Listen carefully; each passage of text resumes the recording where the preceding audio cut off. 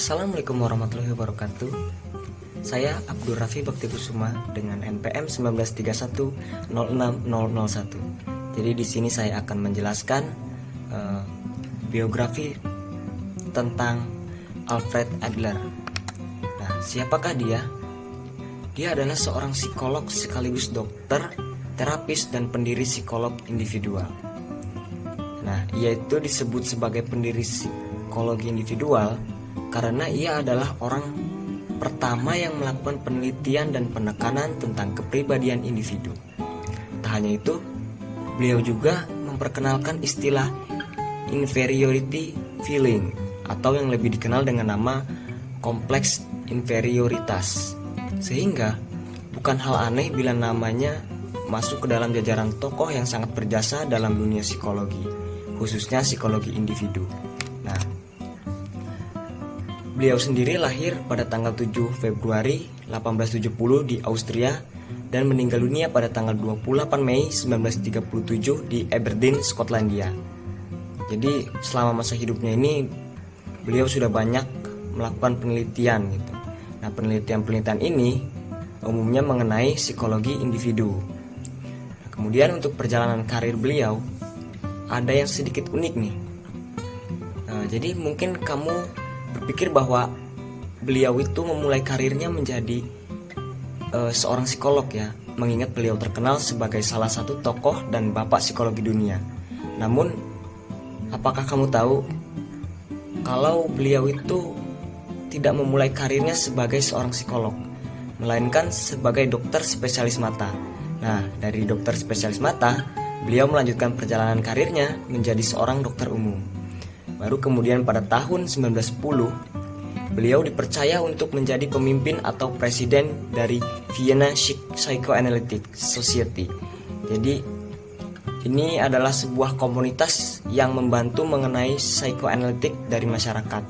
Namun, sayangnya ada ketidakcocokan dalam pemikiran dan sudut pandang para anggotanya. Hal ini pun membuat beliau memutuskan untuk keluar dan mundur dari jabatannya sebagai seorang pemimpin.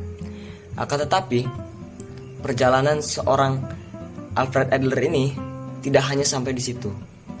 Setelah keluar dari komunitas Vienna Psychoanalytic Society, beliau memutuskan untuk membangun komunitasnya sendiri. Komunitas ini diberi nama Society Individual Psychology. Sehingga komunitas ini lebih membantu menangani psikologi individu pada masyarakat dibandingkan psikologi analitik dari masyarakat secara keseluruhan. Ketika Perang Dunia Pertama pecah, tepatnya pada tahun 1914, beliau bertugas menjadi dokter perang untuk tentara Austria. Awalnya ia ditugaskan untuk menjadi dokter perang di daerah Front Rusia, sebelum akhirnya dipindah tugaskan untuk menangani pasien-pasien korban perang yang ada di rumah sakit. Nah, setelah Perang Dunia Pertama usai, beliau itu memutuskan untuk membuka konseling anak di Vienna. Nah, tak hanya menjadi seorang psikolog. Nah, pada tahun 1924, beliau juga menjajal kemampuannya sebagai seorang pengajar, tepatnya menjadi dosen di Institut Pedagogi Vienna. Selain itu, beliau juga sering menjadi dosen tamu di negara-negara yang ada di Eropa maupun Amerika. Bahkan nih, di tahun 1927, beliau juga pernah menjadi dosen di UI. Assalamualaikum warahmatullahi wabarakatuh. Nama saya Anggraini Maharani dengan NPM 19310600096. Di sini saya akan menjelaskan mengenai teori yang dikemukakan oleh Adler, yaitu ada 6 teori. Yang pertama ada perjuangan menjadi superior, yang kedua ada persepsi subjektif, yang ketiga ada kesatuan kepribadian, yang keempat ada minat sosial, yang kelima ada gaya hidup, dan keenam yaitu ada daya kreatif. Baiklah, yang pertama yaitu mengenai teori tentang perjuangan menjadi superior.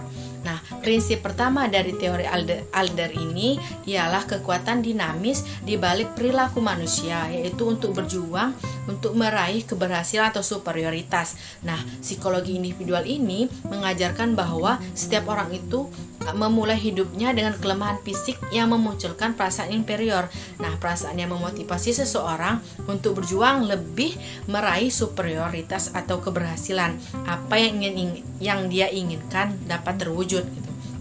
Adler juga berpendapat bahwa perasaan rendah diri ini bukan merupakan hal yang abnormal.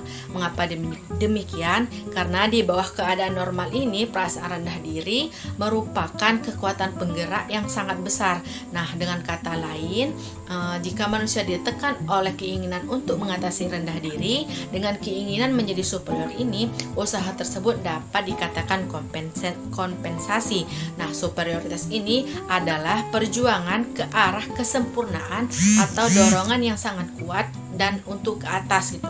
Setiap manusia juga mendambakan kemenangan, rasa aman, peningkatan entah dalam arah yang benar atau yang salah. Nah, contohnya itu seperti di dalam suatu keluarga itu ada terjadi persaingan antara saudara satu dengan yang lainnya, itu secara langsung maupun secara tak langsung.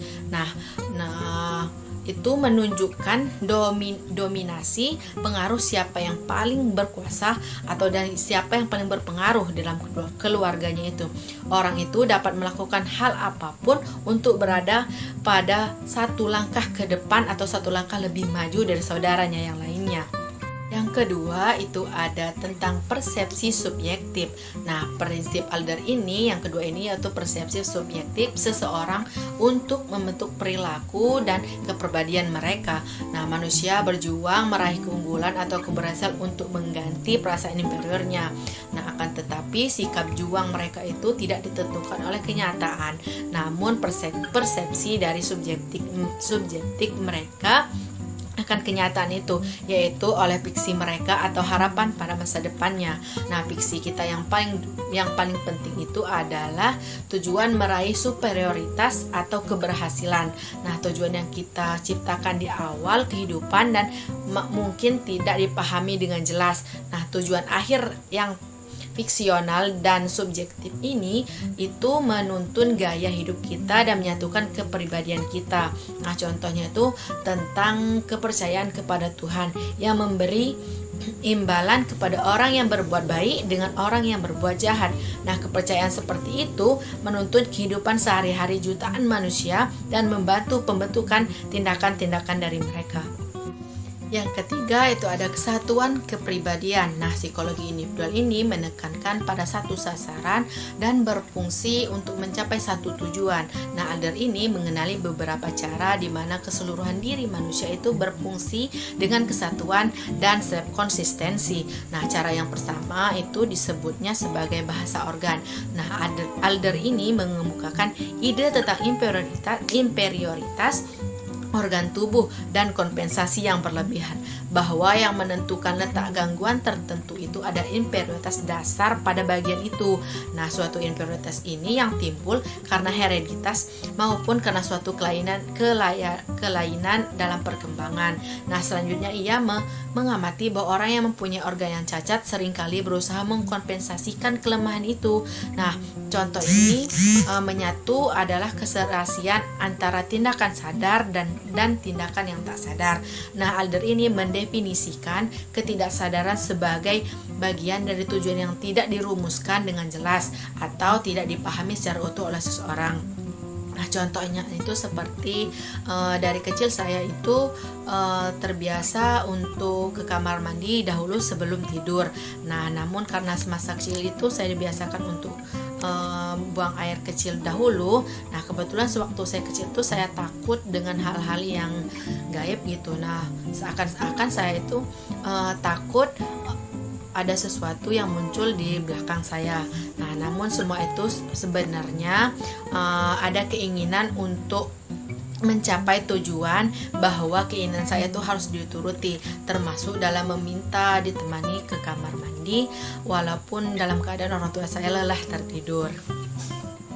Baiklah, hanya itu yang dapat saya sampaikan mengenai teori yang dikemukakan oleh Adler yang mengenai tentang psikologi kepribadian. Kurang lebihnya saya mohon maaf, pada Allah saya mohon ampun. Wabillahi taufiq wal hidayah. Wassalamualaikum warahmatullahi wabarakatuh.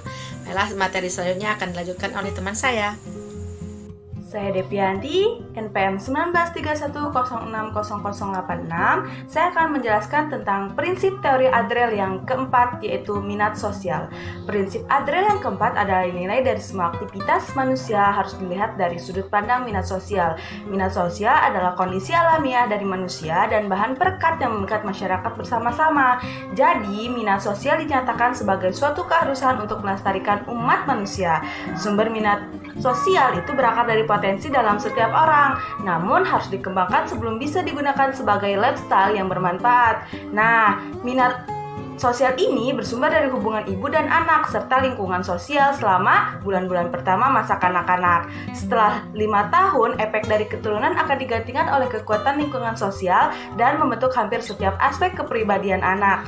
Contohnya, hubungan ibu dan anak. Seharusnya tugas ibu adalah mengembangkan sebuah ikatan yang mendorong kedewasaan minat sosial seorang anak dan membantu mengembangkan minat bekerja sama. Yang kelima yaitu gaya hidup. Prinsip Adrel yang kelima adalah struktur kepribadian yang self-konsisten, berkembang menjadi lifestyle seseorang. Lifestyle merupakan istilah yang digunakan Adrel untuk menunjukkan selera hidup seseorang. Gaya hidup mencakup tujuan seseorang, konsep diri, perasaan terhadap orang lain, dan sikap dunia. Gaya hidup seseorang terbentuk dengan cukup baik ketika mencapai umur 4 atau 5 tahun. Setelah masa tersebut, semua tindakan bisa berputar di sekitar gaya hidup kita yang sudah terbentuk itu. Contohnya, individu yang tidak sehat secara psikologis seringkali mengarah pada kehidupan yang tidak fleksibel, ditandai oleh ketidakmampuan memilih cara-cara baru bereaksi terhadap lingkungan. Pribadi yang sehat secara psikologis bersikap dengan gaya yang beragam dan fleksibel, dengan gaya hidup yang kompleks, memperkaya, dan selalu berubah. Yang keenam, yaitu gaya kreatif. Pendapat terakhir dari teori Adrel adalah style of life is molded by people creative powers. Adrel percaya bahwa setiap orang diperkuat oleh kebebasan untuk menciptakan gaya hidupnya sendiri. Gaya kreatif seseorang menempatkannya dalam kendali atas hidup mereka sendiri, bertanggung jawab atas tujuan akhir mereka, menentukan metode untuk berjuang terhadap tujuan, dan berkontribusi terhadap perkembangan kepedulian sosial. Adrel mengakui pentingnya herediter dan lingkungan dalam membentuk kepribadian.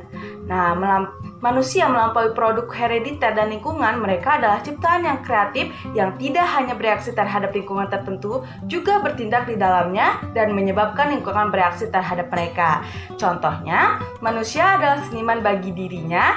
Ia lebih dari sekedar produk lingkaran atau lingkungan manusia yang memiliki pembawaan khusus. Ia adalah yang menafsirkan kehidupannya. Individu menciptakan struktur pembawaan, menafsirkan kesan yang diterima oleh lingkungan kehidupannya, mencari pengalaman yang baru untuk memenuhi keinginan untuk superior, dan meramu semua itu sehingga tercipta diri yang berbeda dari orang lain yang mempunyai gaya hidup sendiri. Namun diri kreatif ini adalah tahapan di luar gaya hidup. Terima kasih. Assalamualaikum warahmatullahi wabarakatuh. Perkenalkan, nama saya Mukarromah dengan NPM 1931060097. Di sini saya akan membahas mengenai penelitian Alfred Adler. Adler melakukan beberapa observasi empiris yang sebagian besar berada di lingkungan terapeutik dan paling banyak berupa rekonstruksi ingatan masa kecil. Berikut adalah beberapa contoh penelitian yang dilakukan oleh Adler. Yang pertama ada konstelasi keluarga, di mana saat melakukan terapi terhadap pasien, Adler ini selalu bertanya mengenai konstelasi keluarga, yaitu urutan kelahiran, gender dari saudara kandung, dan jarak umur di antara mereka. Nah, Adler juga mengamati bahwa ada hubungan antara urutan kelahiran dan kepribadian anak. Namun, persepsi anak terhadap situasi di mana mereka dilahirkan lebih penting daripada hanya sekedar nomor urut. Seperti misal, anak sulung atau anak pertama. Mereka lebih memiliki perasaan berkuasa, kecemasan tinggi, dan cenderung lebih overprotective. Nah, sedangkan anak kedua ini, mereka lebih bisa membentuk kerjasama dan minat sosial. Yang kedua, ingatan masa kecil, di mana untuk memperoleh pemahaman mengenai kepribadian pasien, Adler selalu meminta mereka untuk mengungkapkan ingatan masa kecilnya. Walaupun Adler berpendapat bahwa ingatan yang diungkapkan kembali akan memberikan petunjuk mengenai kepribadian pasien. Ia juga tidak menganggap bahwa ingatan-ingatan tersebut membawa dampak kausal atau sebab akibat. Karena dalam penelitiannya, ia menemukan bahwa ingatan pengalaman masa kecil sesungguhnya dibentuk oleh gaya hidup yang dijalani oleh seseorang. Yang ketiga, ada pengalaman masa kanak-kanak. Dalam hal ini, ia menemukan ada 3 faktor penting penyebab ketidakmampuan menyesuaikan diri. Yang pertama, ada anak-anak yang memiliki inferioritas. Anak-anak ini memiliki kelemahan fisik, baik dari faktor bawaan maupun dari akibat kecelakaan. Namun, apabila orang tua mampu memahami dan mendorong mereka untuk melakukan kompensasi terhadap inferioritasnya, maka kelemahannya itu bisa menjadi kekuatan. Seperti banyak tokoh-tokoh dunia yang melakukan hal tersebut, yaitu Bill Gates, Einstein, dan masih banyak lagi. Tetapi ketika inferioritasnya itu berlebihan dan mereka tidak bisa melakukan kompensasi, maka anak-anak tersebut akan sulit menyesuaikan diri. Yang kedua, anak-anak yang dimanjakan. Anak-anak yang dimanjakan tidak memiliki kepekaan sosial. Mereka menjadi pribadi yang mengharapkan masyarakat menyesuaikan dengan keinginan yang berpusat pada diri mereka sendiri. Karakteristik yang menonjol pada mereka adalah keputusasaan yang berlebihan, oversensitif, kebimbangan, tidak sabar, emosi yang berlebihan, dan kecemasan. Yang ketiga, anak-anak yang terabaikan. Anak-anak yang merasa tidak dicintai dan tidak diinginkan akan membentuk gaya hidup yang terabaikan. Mereka memiliki rasa percaya diri yang rendah, tidak mudah percaya terhadap orang lain, dan susah bekerja sama. Dalam kasus yang lebih berat lagi, mereka akan menganggap masyarakat itu sebagai musuhnya, dan gaya hidup mereka itu dikuasai oleh kebutuhan untuk balas dendam. Contoh penelitian menurut Adler yang terakhir adalah mimpi. Mimpi bisa memberikan petunjuk untuk mengatasi masalah di masa depan, walaupun mimpi tidak bisa meramalkan masa depan. Akan tetapi, Adler percaya bahwa ia bisa menyatakan bahwa kebanyakan mimpi itu bersifat menipu dan terkadang tidak dipahami oleh si pemimpi, karena terkadang mimpi itu untuk mengecoh si pemimpi dengan menyajikan suatu kekuasaan atau pencapaian yang tidak realistis dan berlebihan. Maka dari itu, kita tidak boleh percaya terhadap suatu mimpi yang terjadi pada diri kita. Sekian penjelasan dari saya. Terima kasih, saya akhiri. Wassalamualaikum warahmatullahi wabarakatuh. Assalamualaikum warahmatullahi wabarakatuh. Halo guys, perkenalkan nama saya Sanielana Faiza dengan NPM 1931060107.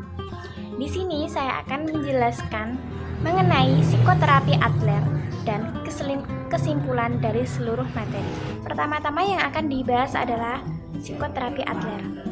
Apa saja sih yang dibahas dalam psikoterapi Adler? Nah, psikoterapi Adler adalah terapi pada anak-anak yang memiliki masalah. Masalah seperti apa? Nah, masalahnya adalah psikopatologi. Psikopatologi berasal dari kurangnya keberanian, perasaan inferior yang berlebihan, kemudian kurangnya minat sosial. Nah, tujuan Adler adalah agar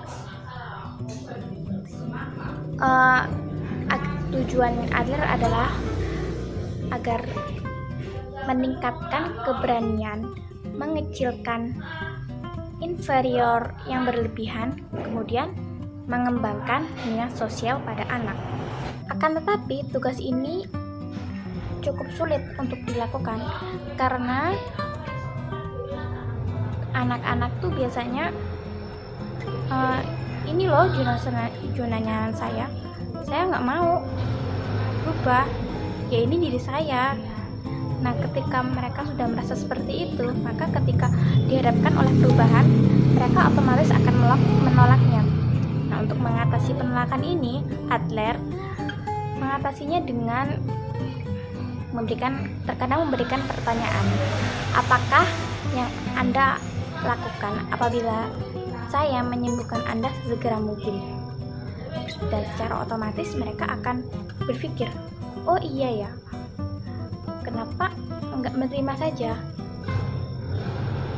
Mereka akan berpikir tentang tujuan-tujuan hidup mereka dan apa yang dialami oleh mereka adalah tanggung jawab mereka sendiri. Penderitaan yang dialami mereka juga adalah tanggung jawab mereka sendiri, bukan orang lain. Dalam pembahasan ini, Adler menemukan metode terapi yang cukup unik. Metodenya seperti apa sih? Nah, metodenya yaitu ketika sedang menerapi anak-anak, maka yang Adler lakukan adalah menerapinya di depan orang lain, yaitu di depan orang tuanya, gurunya, dan dokter profesional. Ketika anak-anak mendapat terapi di depan orang lain, maka ia akan berpikir bahwa apa yang dia alami, apa yang dia rasakan, dan apa masalahnya adalah masalah orang lain juga, masalah masyarakat juga. Dan Adler meyakini bahwa dengan cara ini dapat meningkatkan minat sosial anak dengan membantu mereka memahami bahwa mereka juga bagian dari masyarakat yang terdiri dari orang-orang dewasa yang peduli. Adler berhati-hati dalam hal ini agar tidak menyinggung perasaan orang tua atau tidak membuat orang tua merasa bersalah bahwa apa yang dialami oleh anak ini adalah kesalahan mereka. Tetapi sebaliknya, yang dilakukan Adler adalah memulihkan kepercayaan diri orang tua dan meyakinkan mereka untuk mengubah sikap terhadap anak mereka. Nah, setelah tadi membahas tentang psikoterapi Adler, sekarang adalah kesimpulan dari seluruh materi yang sudah disampaikan. Nah, teori Adler mengenai manusia disusun dengan sederhana. Bagi Adler, manusia lahir dengan tubuh yang lemah dan inferior, seperti bayi yang baru lahir itu ya. Kondisi inferior ini menjadikan seseorang akan bergantung pada orang lain, yaitu ibunya. Perasaan ketergantungan ini mendorong seseorang untuk menyatu dengan orang lain atau minat sosial. Adler menyebutkan bahwa sifat menyatu dengan orang lain atau minat sosial ini adalah sifat manusia. Berikut ini adalah prinsip-prinsip utama dalam teori Adler. Yang pertama, striving for personal superiority. Yang kedua, striving for success. Yang ketiga, social interest. Yang keempat, kesatuan dan self-konsistensi dari kepribadian. Dan yang kelima, life skill. Dan yang terakhir adalah creative power. Dalam pemikiran Adler, terdapat 3 tahapan tentang tujuan akhir manusia, yakni menjadi agresif, menjadi berkuasa, dan menjadi superior. Superior yang dimaksudkan adalah perjuangan ke arah kesempurnaan. Nah, dan itu merupakan dorongan kuat ke atas. Penelitian Albert Adler yang pertama adalah konstelasi keluarga, yang kedua ingatan masa kecil, yang ketiga pengalaman masa anak-anak. Ia menemukan 3 faktor penting menyebabkan ketidakmampuan menyesuaikan diri. Yang pertama, anak-anak yang memiliki perasaan-perasaan inferioritas, kemudian anak-anak yang dibajakan, yang terakhir anak-anak yang diabaikan.